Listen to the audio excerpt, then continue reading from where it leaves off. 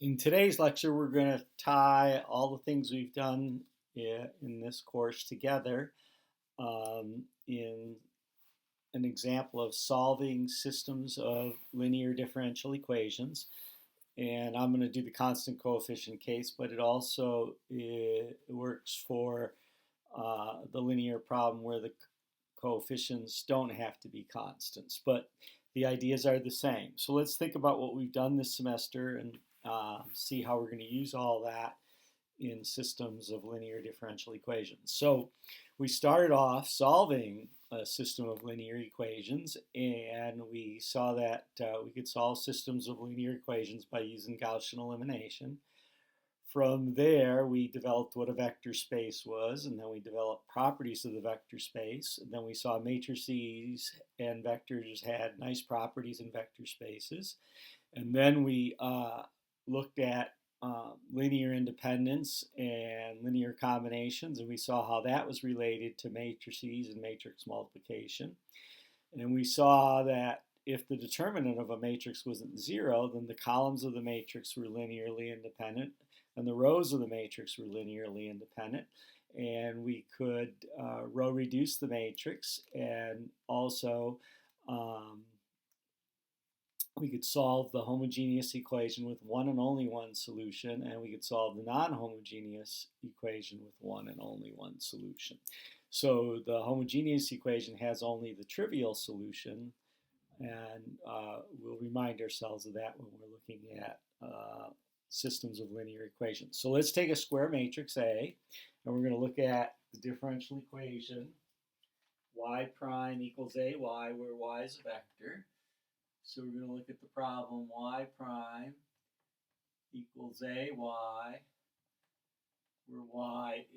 where a is a square matrix and y is a vector.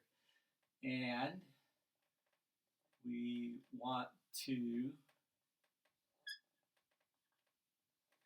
realize that if y is 0, then this side's 0 because a times 0 is 0, and the derivative of 0 is 0. So y equals 0 is an equilibrium solution to a system of linear equations of this form.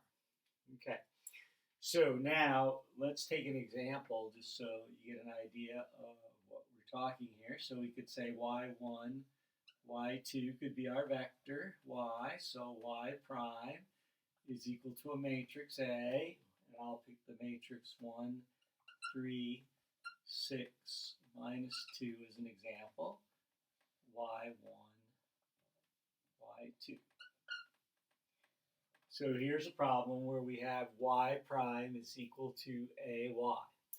And in an earlier lecture, we found the eigenvalues and eigenvectors of this matrix. So in general, if we can find a matrix P whose columns are linearly independent eigenvectors of A, then we know we can write AP is equal to PD. Okay? And this is true as long as A has n linearly independent eigenvectors. So let's even write that down. So A has n linearly independent eigenvectors.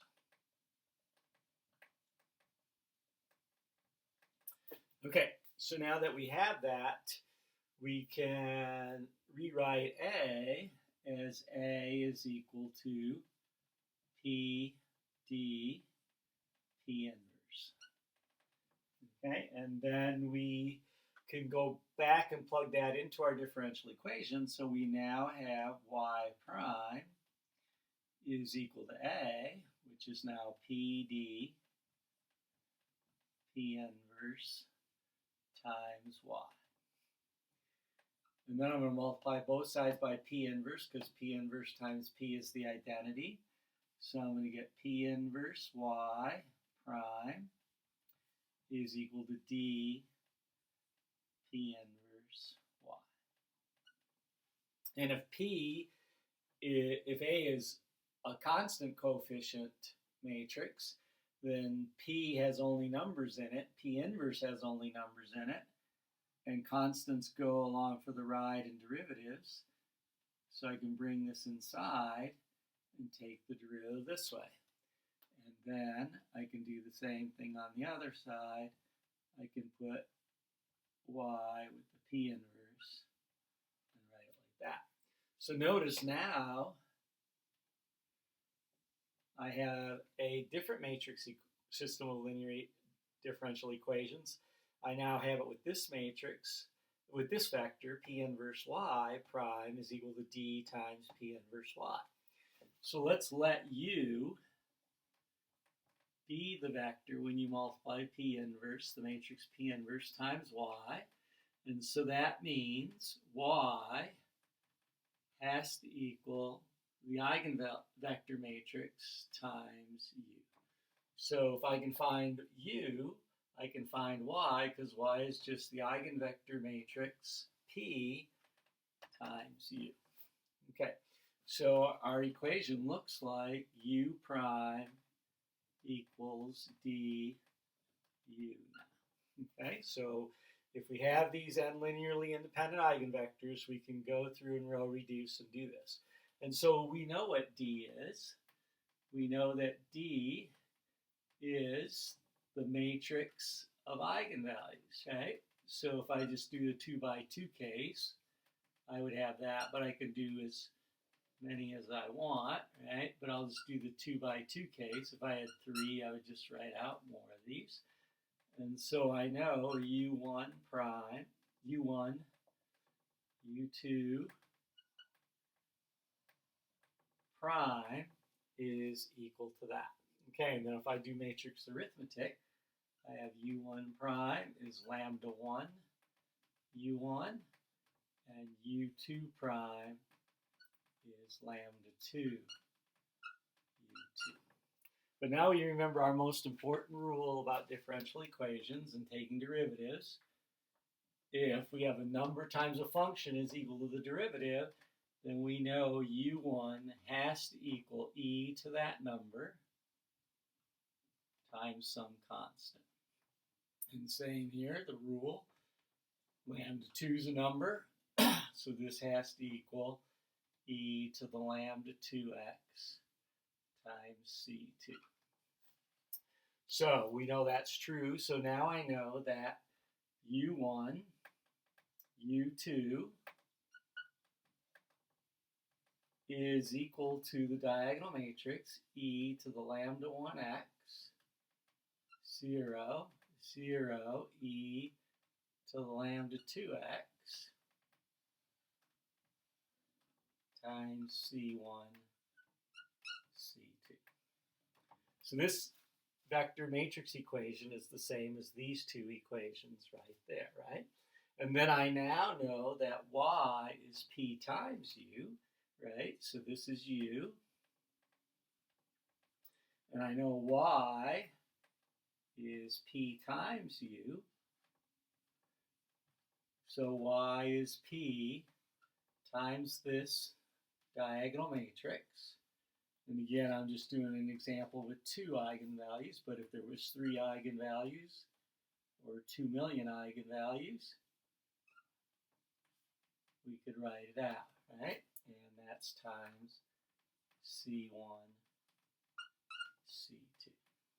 Okay, so I found the solution to this differential equation, y prime equals ay for a constant matrix with n linearly independent eigenvectors. I know that I can find the solution that y is p times u, and that's p times this diagonal matrix times these constants here. And we can find those constants from the initial conditions, which we will do in a second.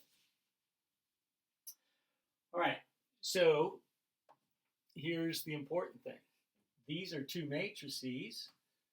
So when I multiply these 2 out, I get a new matrix, which we'll call M. And so y is equal to this matrix M times these constants C1, C2. Okay? And what do we remember from our matrix properties when we take M times C1, C2? So let's remember what that is.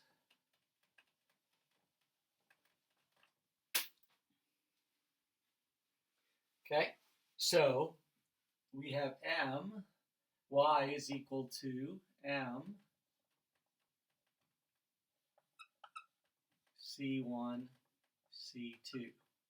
But we know this is equal to C1 times the first column of M plus C2 times the second column of M. So Y, Y is a linear combination of the columns of M, right? Y is a linear combination of the columns of M. So we'll call M the matrix of fundamental solutions if the determinant of M is not 0, right? Which means the columns of M are linearly independent. And since the columns of M are linearly independent, I know that there will be one and only one solution when I use this matrix M, and Y is just the linear combinations of those linearly independent columns. And last thing we'll look at is we notice that Y of 0 is equal to P times e to the 0, which is 1. E to the 0 is 1 times C1, C2. So Y of 0 is P times the identity, which is P times C1, C2. So if we're given Y of 0, we can solve this system of linear equations and find C1 and C2. And in particular, C1, C2 is P inverse Y of 0. Okay? So the columns of M are a basis. They're linearly independent vectors, and they're the basis for the solution to this differential equation y prime equals ay. And they're found because we could get n linearly independent eigenvectors for the matrix A. And so we've tied everything we've done together this semester to solve a system of linear differential equations. And now, if you remember, we saw earlier that we could model things like the spread of a disease among people who were infected and people who were not infected with a system of differential equations. So now if the system of differential equations is linear that describes the dynamical systems, you now know that you can solve it by finding the eigenvalues and eigenvectors.